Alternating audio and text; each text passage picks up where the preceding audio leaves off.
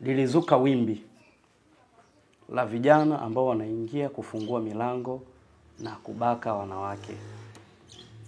Wanafungua milango kuingilia hao wanawake bila ridhaa zao wenyewe.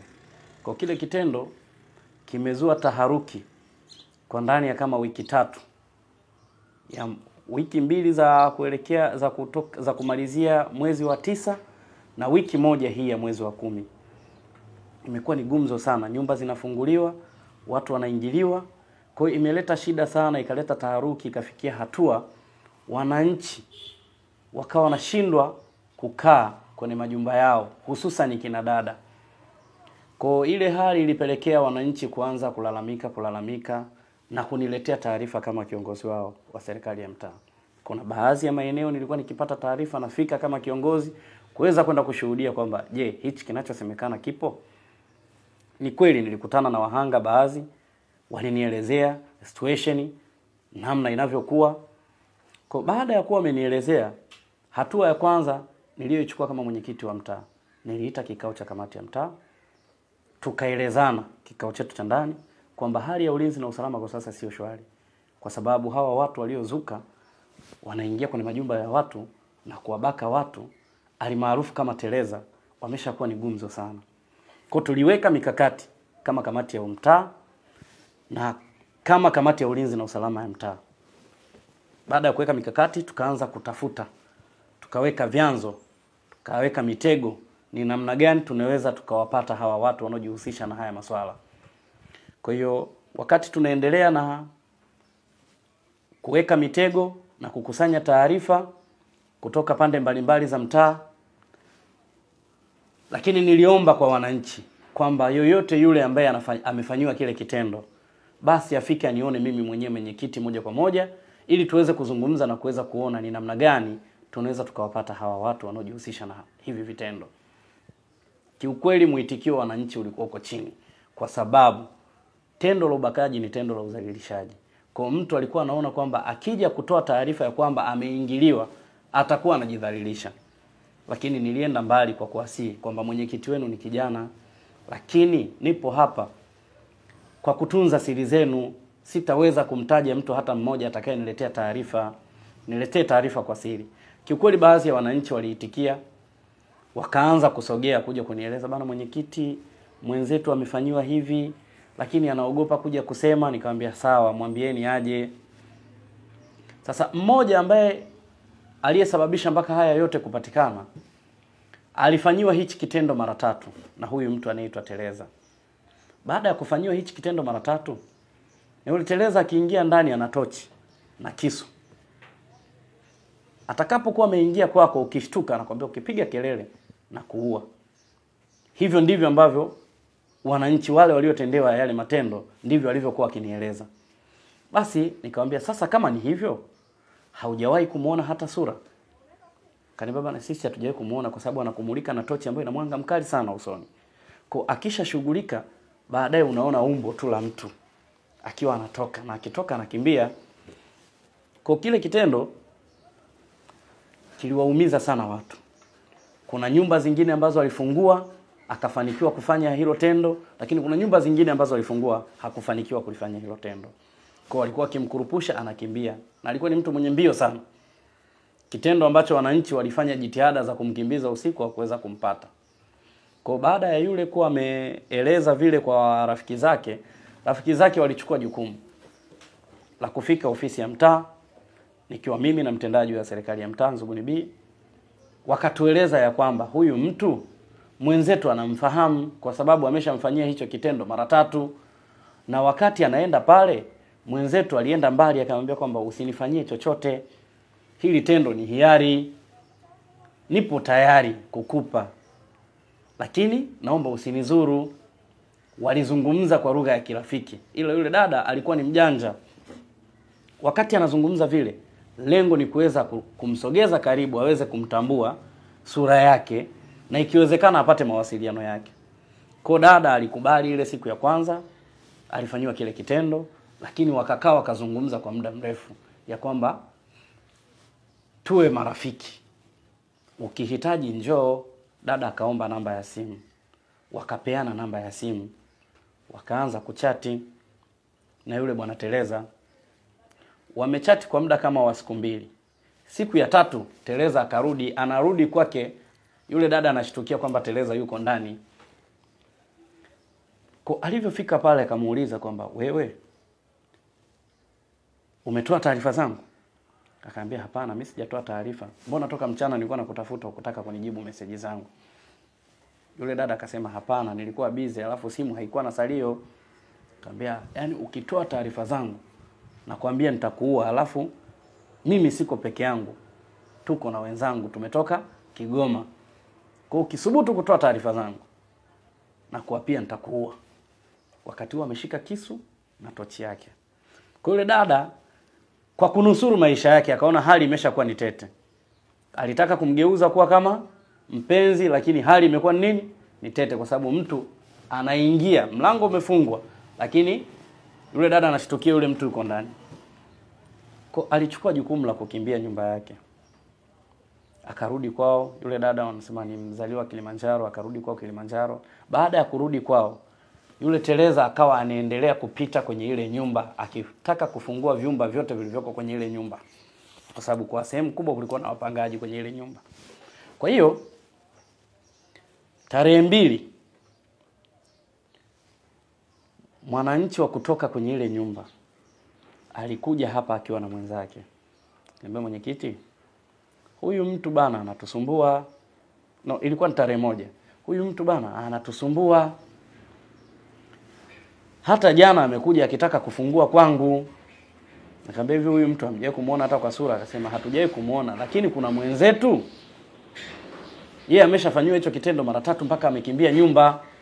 Nikamwambia sasa kama amekimbia nyumba tunafanyaje? Akasema ila wakati anafanywa hicho kitendo alipata mpaka namba yake.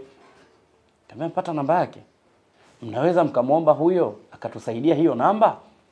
Akasema kweli mwenyekiti ana uwezo wa kutusaidia. Nikamwambia basi kabla mjatoka hapa naomba mnisaidie tupate namba yake ya huyo dada ambaye amefanywa hayo matendo, lakini pia namba ya huyo ambaye amemfanyia hayo matendo. Kweli tarehe 1 ile ile yule dada jirani yake na yule dada ambaye amefanywa yale matendo, naye ambaye mlango wake ushafanywa majaribio ya kufunguliwa zaidi ya mara 3, akafanya jitihada, yule dada akatuma ile namba. Alivyoituma namba, nikachukua namba ya yule dada, nikachukua namba ya huyu Tereza. Nikawasihi wawe wapole, wasitangaze kwamba wamesha ripoti serikali ya mtaa, ila waendelee kutoa ushirikiano kwa taarifa zozote wanazozipata za kuhusiana na huyu mtu, aidha za kuhusiana na hichi kikundi kinachofanya haya matukio. Kwa baada ya pale tuliendelea tarehe 3 usiku wa kuamkia tarehe 3, yani tarehe 2 kuamkia tarehe 3, yule dada aliyekuja hapa ofisini akanipa namba ya yule dada ambaye amefanywa yale matendo. Saa 9:46 alinipigia simu. Alivyopiga ile simu niliipokea, akakata. Kwa kuwa nilikuwa sijui namba yake huyu dada aliyekuja hapa ofisini, akapiga tena. Nikipokea nakata. Kumbe yule bwana alikuwa yuko mlangoni akitaka kufungua nini? Mlango wa yule dada. Sasa akanitumia meseji, mwenyekiti, yule mtu amerudi tena, yuko hapa anataka kufungua mlango kwangu. Nikamwambia hapo majirani wapo? Akaniambia ndio wapo, lakini wengine hawapo. Nikamwambia basi naomba wataarifu majirani zako, ikiwezekana wafungue madirisha taratibu, waweze kuona sura ya huyo mtu, tuweze kumtambua kwa sura tu. Wakati huo mimi nawasiliana na polisi kata tuweze kuona ni namna gani tunafika eneo hilo. Kiukweli niliwasiliana na polisi kata, naye alikuwa mtaani na mimi nilikuwa mtaani usiku huo. Akaniambia bana mimi natoka maeneo ya shule ya msingi polisi kata. Na mimi nikamwambia niko maeneo ya chuo kwa sababu nimepata taarifa kwamba huyu bwana yuko sehemu, hebu twende tufike pale tuone. Wakati bado tunawasiliana, kweli watu walifanya jitihada za kufungua madirisha. Sasa mmoja alifungua mlango, yule bwana alivyosikia mlango unafunguliwa, alikimbia. Baada ya kuwa amekimbia, wakaiona sura yake na nywele wakati anakimbia. Kwa akawa amekimbia, akapotea.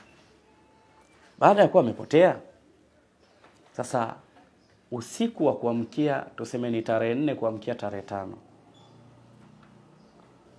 Wakati huo ile tarehe 2 kuamkia tarehe 3 alikuwa ameshaenda sehemu nyingine, amefanya tukio kwa dada mmoja. Amembaka, alimkuta yule dada ana mtoto, akambaka. Yule dada alimtambua physically. Na akamwambia ukisema nitakuua. Kwa alimbaka, akafanya nini? Akaondoka. Sasa tena usiku wa tarehe 4 kuamkia tarehe 5 akarudi nyumba ile ile kule alikombaka yule dada, kwenda kutaka kubaka tena. Ilikuwa ni mida ya saa 9. Alienda akafanya jaribio hilo kule, wakamkurupusha, akakimbia.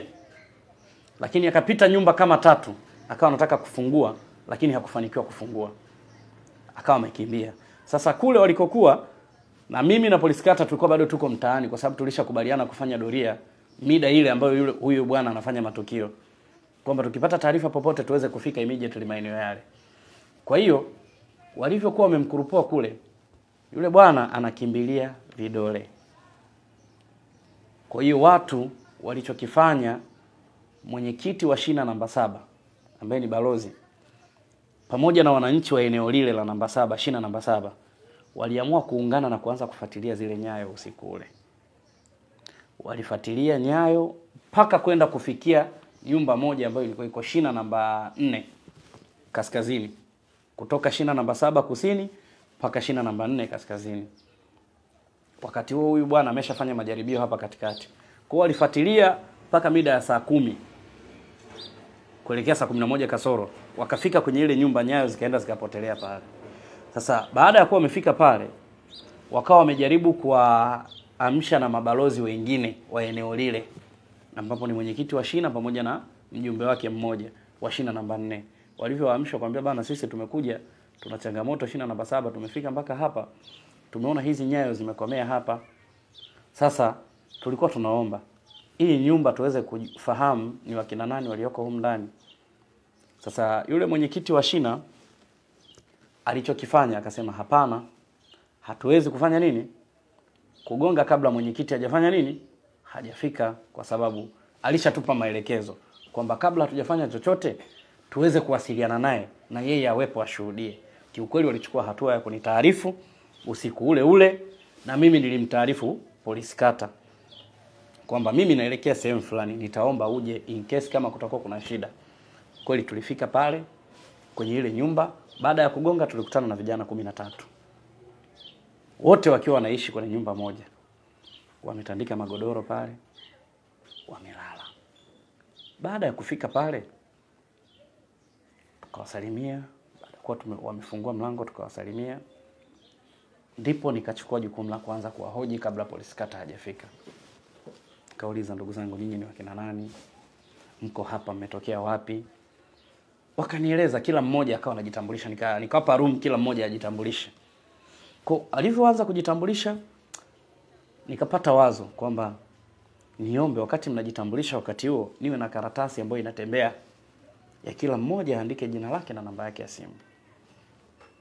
Kiukweli walikuwa ni watiifu wakati lile agizo langu, nikiwa na mabalozi wote pale na baadhi ya wananchi jirani nao wakawa wameshafika pale. Baada ya kuona kwamba mwenyekiti amefika, wakawa wako pale. Kweli wale mabwana waliandika namba zao za simu na majina yao. Majina kama mnavyoona haya hapa. Walianzia kuandika hawa hapa ndo tuliowakuta ndani. Waliandika hawa mpaka 13.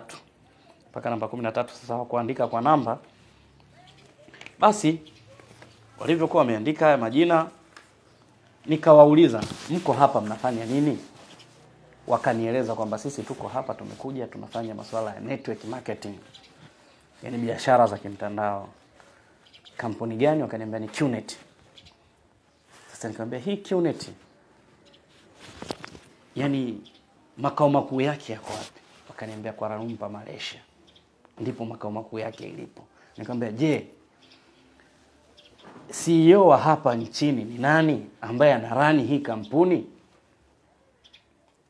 Kiswahili kikaanza kutofautiana pale kwamba hapa hakuna kiongozi wa moja kwa moja, ila hata wewe unaweza ukawa kiongozi, ukatengeneza group la watu, ukaanza kwa manage, watu wakajiunga. Nikauliza mnapataje fedha kwenye hii QNet? Wakaniambia kwamba yani unapata commission endapo utakuwa umeingiza watu, unanunua bidhaa, unamuuzia rafiki yako unayempenda, unataka kufanikiwa nao. Kaambia sasa hizo bidhaa mnazinunuaje na mnanunua kwa shilingi ngapi? Wakaniambia bana, tunaanza yani mtaji wa kuanzia bidhaa ya kwanza unaweza kununua kwa $3,000,000. $3,000,000. Kwa nyinyi wote mmenunua bidhaa za $3,000,000? Asilimia kubwa wakasema ndio. Nikamwambia hiyo mitaji imetoa wapi? Hii mitaji tunawezeshwa na familia zetu. Kwa sababu familia zetu zinajua sisi tunahangaika kwa ajili ya nini, ili tuweze kujikwamua kiuchumi, kwa familia zetu zinatusupport. Nikamwambia okay, sawa. Baada ya kuwa nimemalizana nao na wameandika majina wale 13, nilitoka pembeni na hii karatasi. Nikachukua simu yangu, kwa kuwa ile namba nilikuwa nimeshapewa. Nikawa napitia namba moja baada ya nyingine. Baada ya hapo nikaona hii namba imematch. Basi nikawataarifu mabalozi sasa. Nikamwambia yule mtu ambaye inasadikika anabaka, taarifa zake ninazo na namba yake nilipewa kutoka tarehe 1, lakini nimeoanisha namba mojawapo kati ya hizi imemechi. Kwa huyu mtu yuko humu ndani. Sasa unavyojua sisi ni viongozi. Sio kila kiongozi anaweza akawa na kifua. Miongoni mwetu kuna kiongozi mmoja akatoka